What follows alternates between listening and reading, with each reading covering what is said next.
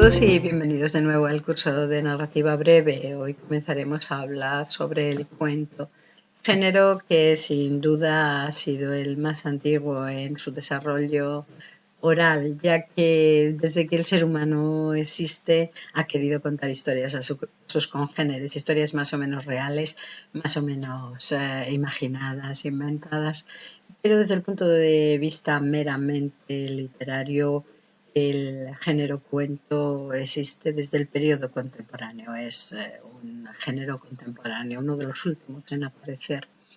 Alcina Frank hablaba de los cuentos como viajeros del tiempo, del espacio y de las culturas, y quizá nos baste recordar algunos de los cuentos que escuchamos de niños, por ejemplo La lechera, como fábula, como cuento.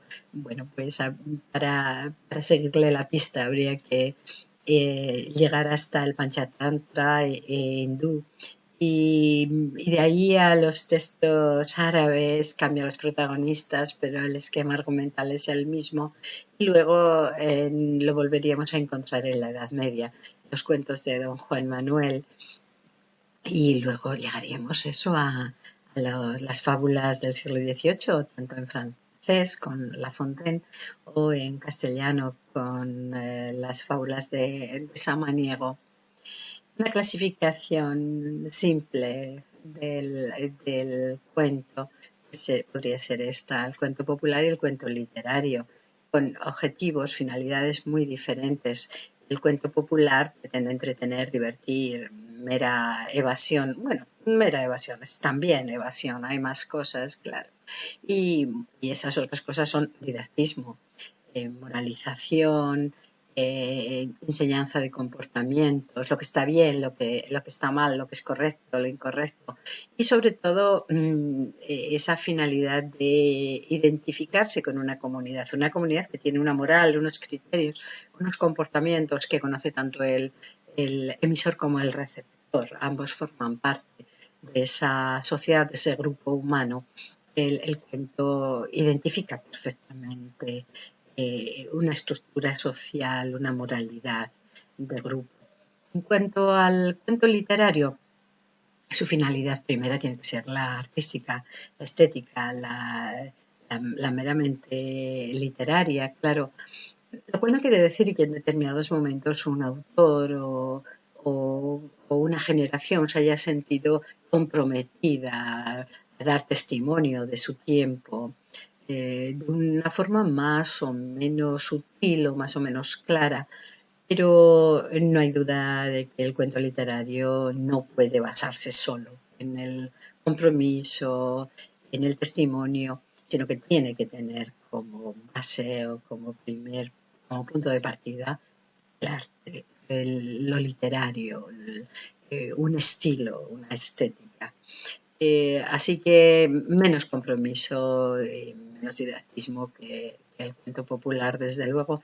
La moralización no tiene sentido dentro de la literatura, lo cual no quiere decir que cada autor y cada momento de la historia, cada autor en su contexto, pues claro que tiene una ética, y una ética que va a aparecer de un modo u otro, pero tiene que ser sobre todo arte, literatura, lo que encontremos en esos párrafos, en esas páginas.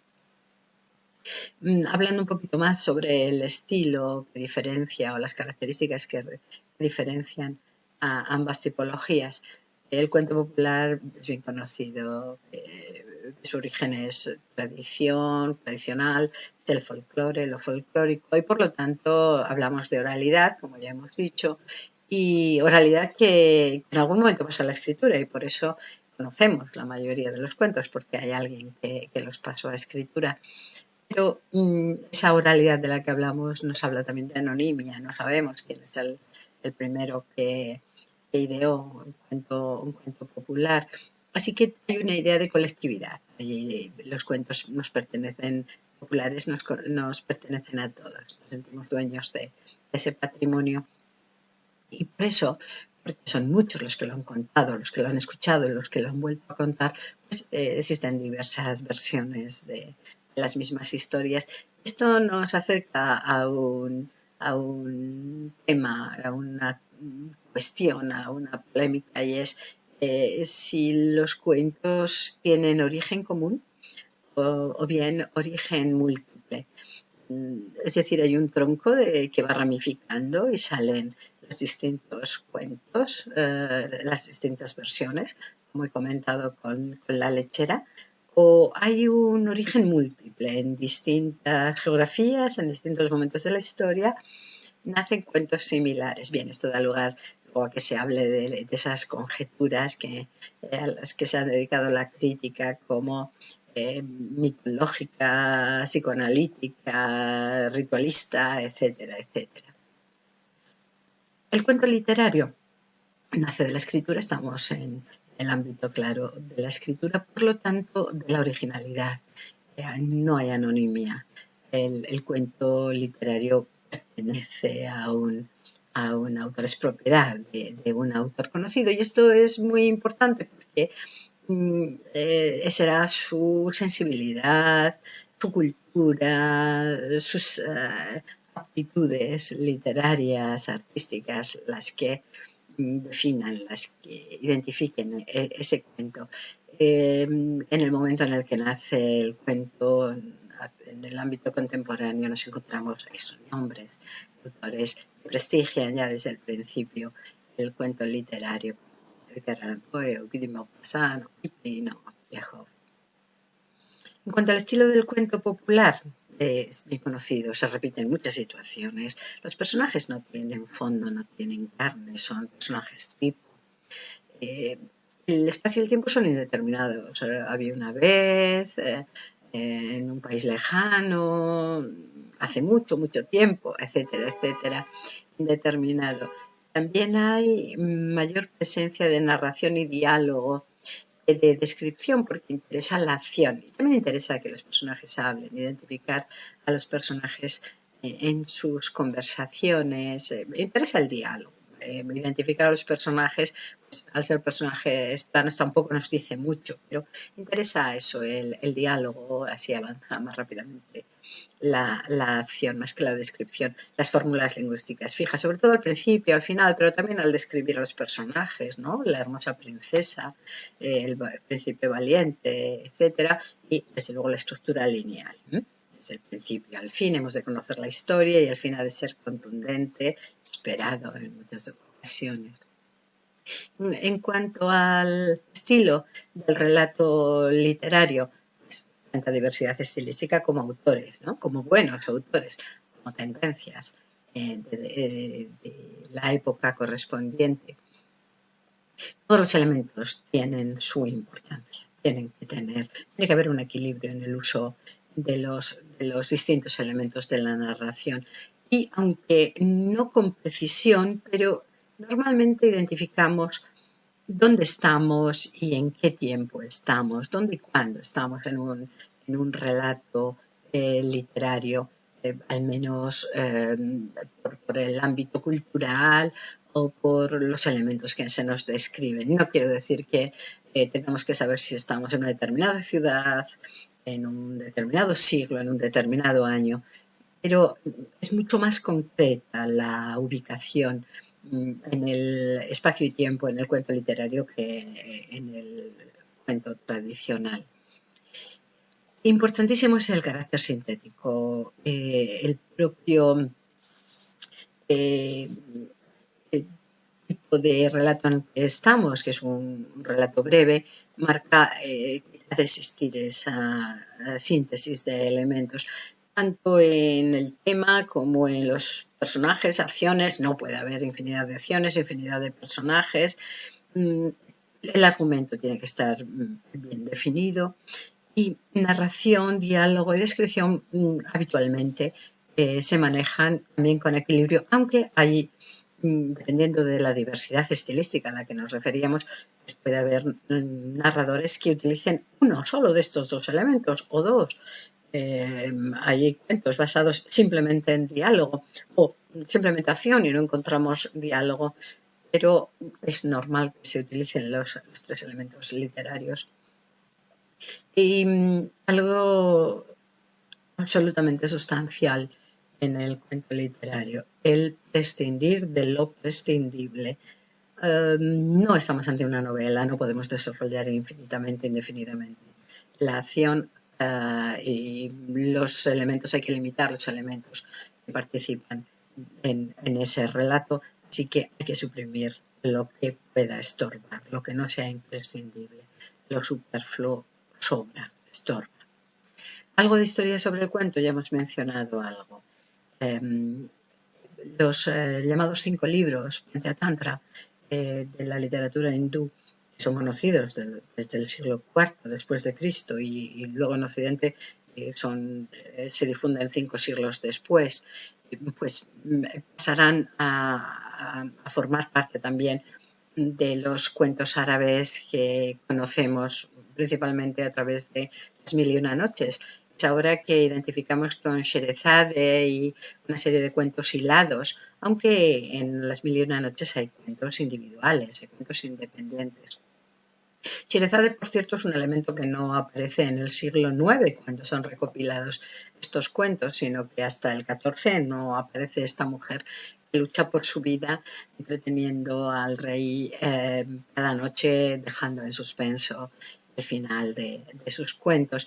Se difunde por Europa a partir del siglo XIX, a partir de traducciones de gran éxito en ese momento. ¿Cómo llegan, cómo son los primeros pasos del cuento en castellano, en el castellano antiguo? Pues a través de colecciones de cuentos, siempre con un final moralizante, con una finalidad moralizante y además a partir de tradiciones diversas que van haciendo su versión más cercana al cristianismo y al castellano del castellano medieval, a la Castilla medieval, a los reinos de la península, los distintos reinos de la península, pero fundamentalmente, claro, Castilla. Así, disciplina clericalis o el Calila Edimna, que el propio Alfonso X, el sabio, auspicia, favorece la traducción de determinados cuentos en esa época, en el 13, y cuentos que proceden del Panchatantra, como digo, o el libro de Sendebat, también llamado de los engaños e asallamientos de las mujeres por el papel de la mujer en estos cuentos. Son obras cuya existencia, cuya organización, la conformación de estas colecciones tiene que ver con hombres cultos que han creído imprescindible que esto se difunda, que las lecciones de esos cuentos sean conocidas. Fundamentalmente, curiosamente, desde el ámbito de la nobleza, de los hombres poderosos relacionados con la nobleza y con un gran nivel cultural, llegamos a don Juan Manuel en ese paso del 13 al 14 con su libro del Conde Lucanor o libro de Patronio, libro fundamental para entender la evolución del cuento en nuestro idioma y también para ver cómo ha sido ese paso desde distintas tradiciones y distintos idiomas a nuestra lengua y para conformar nuestra lengua como una lengua en la que existe ya una narrativa breve en este caso, que se acompaña con otras narrativas extensas, más o menos por esas mismas fechas. Más adelante, y no solo en Castilla, sino y no solo en castellano, sino en otros idiomas, aparece la influencia de la novela italiana, Boccaccio, por supuesto, y otros autores y otros textos de esa procedencia. Ahí abundará lo lúdico, el sentido de una cierta frivolidad, menos didactismo, desde luego, más realismo, y nos encontramos con obras muy diversas. Menciono Margarita de Navarra, porque su Decamerón es un homenaje, por supuesto, al Decamerón de Boccaccio, en la literatura en francés, y Moneda, y María de Zayas, siglo XVI, siglo XVII. Y tanto el siglo XVI en el siglo XVII, incluso en el XVIII y en el XIX, habrá una cierta confusión. Todavía no se identifica el género cuento respecto a la novela corta, y esto nos pasará a lo largo del siglo XIX con autores del prerrealismo y del realismo español. Se usan determinados términos para lo que hoy llamaríamos cuento, o cuentos para lo que hoy llamaríamos quizá relatos costumbristas. Hay una cierta confusión. ¿Cuándo nace el cuento moderno, el cuento literario? Hemos hablado del siglo XIX y hay que hablar de Poe como el creador, el origen, el iniciador de este género, no solo porque escribiera unos magníficos relatos, sino porque tiene ya una teoría sobre el género, una retórica, una poética sobre el género. Así lo manifiesta Irene Andrés Suárez cuando se refiere a que él ya tiene o ella tiene criterios de economía artística y estructura funcional. La estructura del cuento, la unidad del cuento. De eso habla en una reseña que es fundamental para conocer las ideas del autor. Una reseña de la obra de Hawthorne es los cuentos dos veces contados. Los que aparecen expresiones como unidad de impresión, efecto único. El lector, cuando acaba la lectura del cuento, tiene que tener esa impresión fundamental, ¿no? Bien, esto se ha escrito mucho sobre lo que realmente significa esta unidad de impresión, este efecto único, pero nos lleva a esa idea de síntesis, de unidad, de equilibrio entre los elementos. A partir de ese genio del relato, que es lo que ocurre luego en el cuento en español, conozcan o no conozcan los distintos autores a Edgar Allan Poe, pues todas las tendencias que cubren el siglo XIX van a aparecer tanto en España como en Hispanoamérica. Grandes narradores. Bécquer, Horacio Quiroga, Clarín, doña Emilia Pardo Bazán, Rubén Darío, Ricardo Guiraldes o Baroja, cada uno dentro de su estética. Bien, aquí lo dejamos por hoy. Continuaremos con características y con la historia del cuento en español en la próxima lectura.